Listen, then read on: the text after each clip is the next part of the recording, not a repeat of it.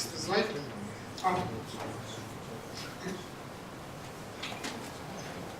Okay. The sudden cardiac death is an emerging problem in the US, here, in Europe, whatever you want, because it's responsible up to 3,000 cases, 300,000 cases per year.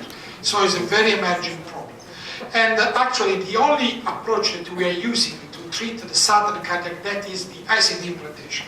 If you are at risk for sudden cardiac death, I implant the ICD. Okay, this is the standard of care.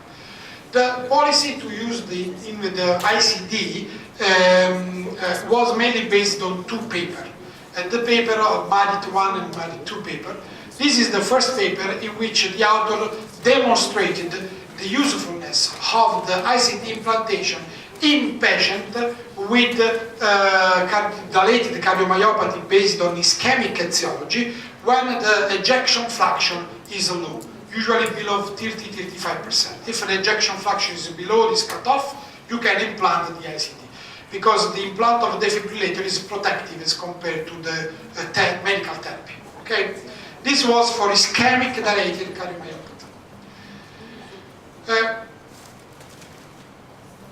And so the key point one is, go ahead, that prevention ICD implantation in patients with severe dysfunction demonstrated survival benefit in terms of significant reduction in sudden cardiac death in patients with ischemic cardiomyopathy. Similar results were also demonstrated for non-ischemic dilated cardiomyopathy. The very famous paper on New England Journal of Medicine by Alan Kalish, in which in the definitive study they demonstrated that also in this setting the defibrillator ICD has a protective effect. As you can see here, indeed, the patient with defibrillator showed less event as compared to the patient without defibrillator. You can compare this kind of graph with the previous one, and the difference is less evident in this kind of patient. So the highest benefit are reached in patients with ischemic dilated cardiomyopathy, but less event, still protective effect, but less evident in patients with non-ischemic dilated cardiomyopathy. Okay, we can skip this one.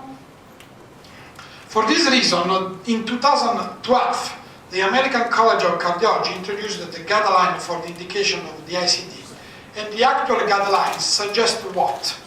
That in patients with ischemic or non-ischemic dilated cardiomyopathy, in case of ejection fraction below than 35%, the ICD implantation is indicated. And these are the guidelines that we apply each day in our hospital. However, the ejection fraction is not probably a good tool to take this kind of decision. Because, for example, if you apply the guidelines and you implant the ICD in patients with severe dysfunction, and you follow the number of intervention of the ICD during the life of the patient, usually the ICD has an appropriate discharge in 30% of the patient. This means that when we implant the ICD, 70% of the patient in which the implantation was done, they will never need ICD in their life. On the other side, there is the evidence that you can have sudden cardiac death even if you don't have severe dysfunction. This is the Oregon registry. And if you check the distribution of the ejection fraction in patients who experience a sudden cardiac death, of course the majority of the sudden cardiac death occurred in the presence of severe dysfunction, but you can have a sudden cardiac death in moderate dysfunction as well, and even in normal ejection fraction. So the function is not all we need to define the risk of the patient. So, the additional problem is that the reproducibility of the ejection fraction estimation by echo is extremely limited. Just an example, if you compare the ejection fraction estimation by echocardiography versus, for example, magnetic resonance, this is the rate of variability.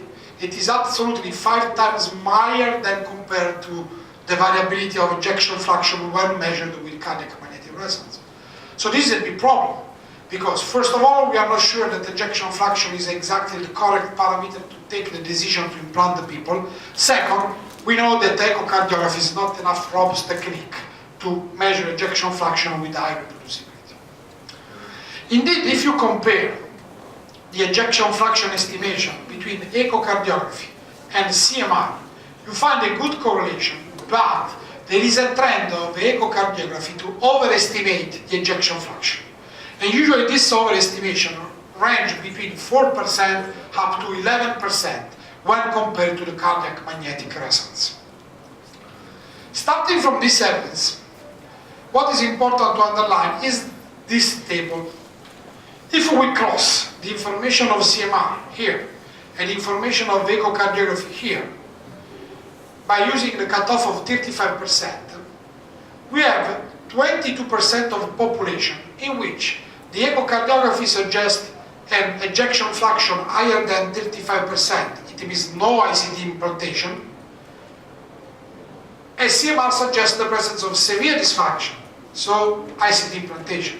So it means that when you have a patient with delayed cardiomyopathy, there is 1/5 of this patient in which there is disagreement between these two techniques, and therefore we don't know if we need to implant or not the ICD. The opposite situation is very uncommon. It's very uncommon that when echo suggests the presence of severe dysfunction, the CMR suggests the presence of no severe dysfunction. It's important to try to understand this point. So, disagreement in terms of ejection fraction between the CMR and echo. The second step, the second point is the role of the tissue, the role of late gadolinium enhancement. In this our experience on circulation heart failure of 2014, for example, we demonstrated that in dilated cardiomyopathy, idiopathic dilated cardiomyopathy, the late enhancement per se is responsible for prediction of the event behind the ejection fraction. The pure presence of late gadolinium enhancement is able to predict the event, even if you have a normal ejection fraction. This is just an example. The outcome of the patient with allergy and the outcome of the patient with no allergy. This is important because if we don't look at the tissue, we are not able to predict the event because allergy is an independent predictor of sudden cardiac death. Of course, it's not just enough to say there is late enhancement or not. The amount of late enhancement is important as well. And for example, these authors have just shown that if you have an involvement of more than 6 segments, myocardial segment, the risk of event is absolutely higher as compared to the people who have less than 6 segments. So it's important to report the segment, the presence, and to report how many segments are involved by allergy.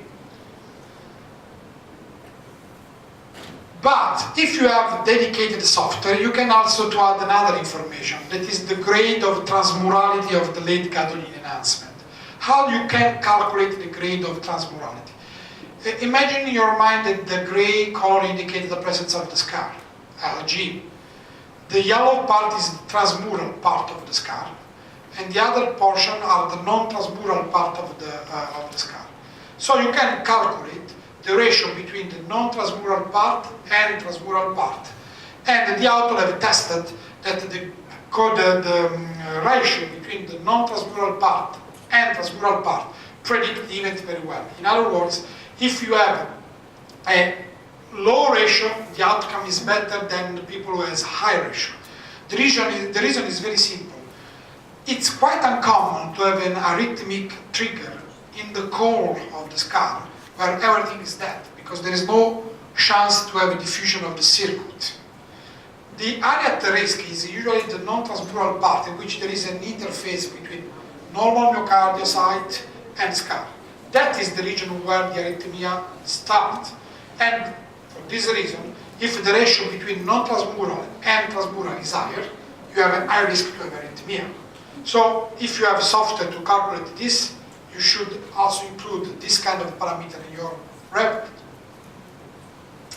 But the most interesting thing is the grade zone. What is the grade zone? When you scan a patient with CMR, you can see here this is the scar. Okay, and the scar is usually defined as more than 5 standard deviations as compared to the signal of the remote myocardium. Okay, this is the typical definition. But around the scar, there are some regions indicated by the yellow color in which the signal just differ of 2 standard deviations from the remote myocardium. And this is the gray zone that is represented by a mixture between normal myocardial, a bit of fibrosis, so very heterogeneous area of the scar. The gray zone probably is the most important data information that we have in terms of prediction of event. Because if you have a gray zone that is over than the 50 percentile of the entire mass of the late gadolinium enhancement, this predicts very robustly the risk of event of the sudden cardiac death. And so also this kind of information should be added. Just an example. This is a patient. Myocardial infarction. This is the scar, but it's a very heterogeneous scar. So red color is the area where the scar is homogeneous. Yellow color indicates the area where there is no homogeneous scar. Okay. Normal ejection fraction after myocardial infarction, so it seems that everything was perfect, no risk. The patient experienced sudden cardiac death in the follow-up. Because this kind of scar is very dangerous, more dangerous than to have a small scar with a low ejection fraction. Because the tissue contributes more than the ejection fraction in the definition of the risk profile of the patient. And this is the key point 11 of my presentation. Okay, so ejection fraction is important, but echo is limited to measure. What is important is the late gadolinium enhancement, and we need to report if it is present, how many segments, which is the mass, how much is the gray zone, and these are all information that you need to put in your report. We can skip this one, and also this one. So, for this reason, in 2013, the US guidelines suggest that probably the actual guidelines, based on the ejection fraction estimation by echo, are limited to take the correct decision to implant the patient with dilated cardiomyopathy. Starting from this statement, we have decided in 2016 to organize this study. This trial is the CMR for ICT study, published on Circulation Cardiovascular Imaging, in which we did a very simple thing. We enrolled patients with dilated cardiomyopathy, ischemic and non-ischemic, for more than 500 patients. In each patient, what we did, screening procedure, echocardiography, CMR of course, and follow-up of the patients. What we found in this study? These are the baseline characteristics, so it's not important. What about the echocardiography and the CMR? Patient with MACE had larger volume and lower ejection fraction for both techniques, echocardiography and CMR. Of course, patient with event had a higher prevalence of late gadolinium enhancement and a higher number of segments with late gadolinium enhancement. It's very interesting to correlate echocardiography and the CMR in terms of volume and ejection fraction, and focus your attention on this point. The correlation between echocardiography and ejection fraction by echo and by CMR was quite good, but not really robust, 0.6. And echocardiography constantly overestimate the ejection fraction as compared to magnetic resonance. As a consequence, when we put all these variables in a multivariable analysis, what we were able to demonstrate that the only two independent predictor of events is ejection fraction measured by MR and the presence of a late gadolinium enhancement. This means that if you do an echo and if you do CMR, you have both information, you put all this information to decide the risk of the patient. The echocardiography loses completely its predictive capability when CMR is helpful for this kind of measurement. This is well clarified in the next slide. Next, please. No, one back. Okay. This is the one back, please. Okay. This is the capability of the ejection fraction by echo to distinguish between these two patients. Okay. P-value 0.036. This is the capability of the CMR to distinguish patient without event and patient with event. P-value is 0.0001, absolutely more robust. And if you put all together, next one please, you can see that you have a good prognosis if you have ejection fraction more than 35% and no late enhancement. Bad prognosis if you have severe dysfunction with late enhancement, and intermediate prognosis if you have at least one of these two characteristics, severe dysfunction or late enhancement. If you don't have this kind of approach, you are not able to distinguish the patient in this very detailed way. We can skip this one, and this is the workflow that usually we are applying in our clinical practice. Patient who is suspected with dilated cardiomyopathy, first of all they do echo. If the echo suggests the presence of 35%, less than 35%, ICD implantation. Because it's very uncommon that in this situation the CMR reclassify the patient in favor of not implantation.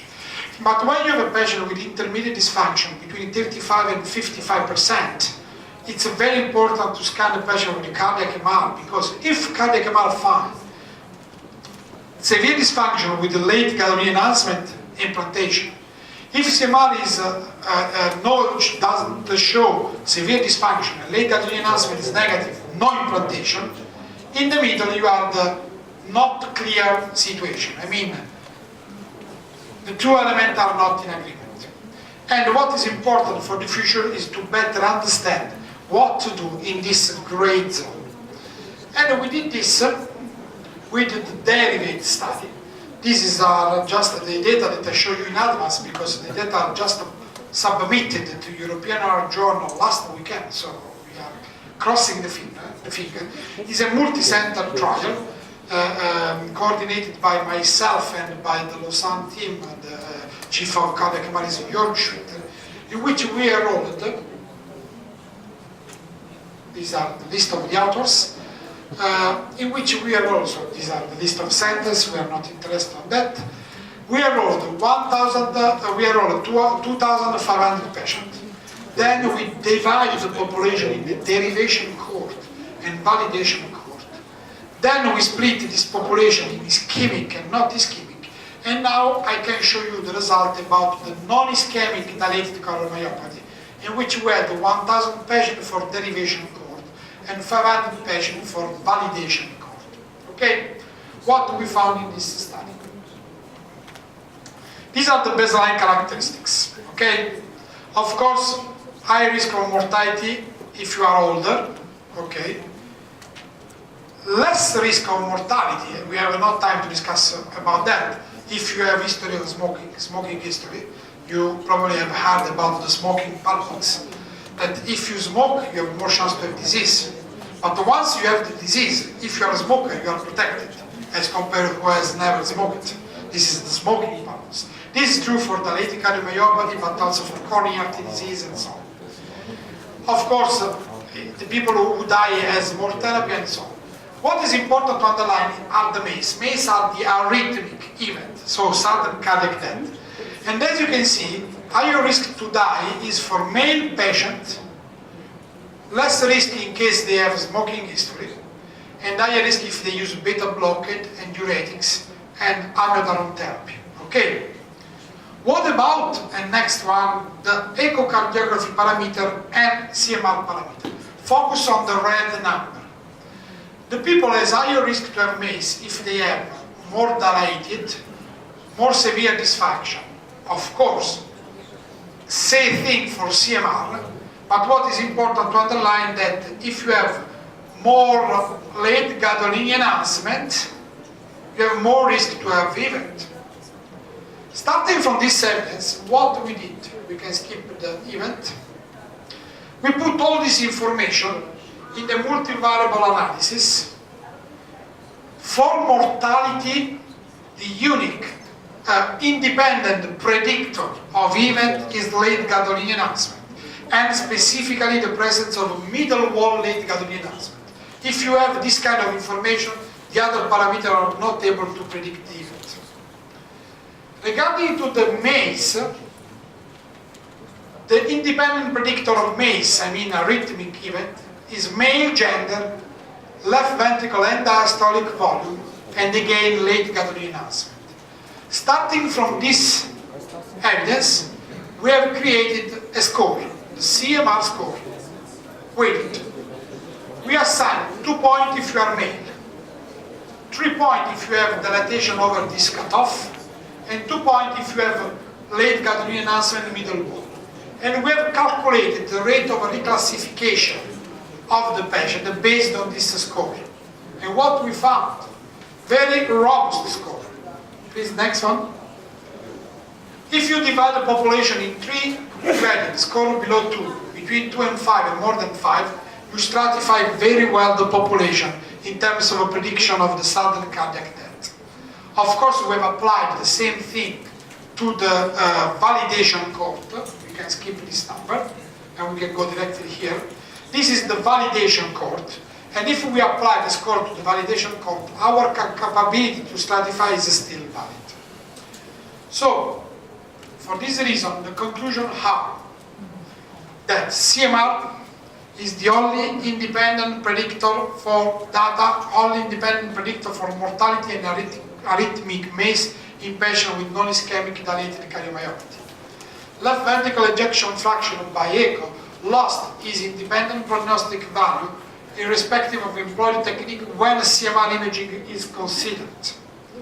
Third concept, an integrated score for MACE including CMR is the most powerful tool to predict sudden cardiac death, and the derived study represents the first prospective registry to improve our selection in terms of ICT implantation in patients with dilated cardiomyopathy.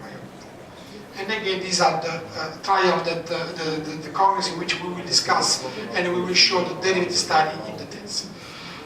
So I believe that we can probably close because we are a bit late. If you have any kind of question about the role of CMR in ICT implantation, feel free to ask me, or if you have any kind of curiosity on cardiac MR out on this topic, let me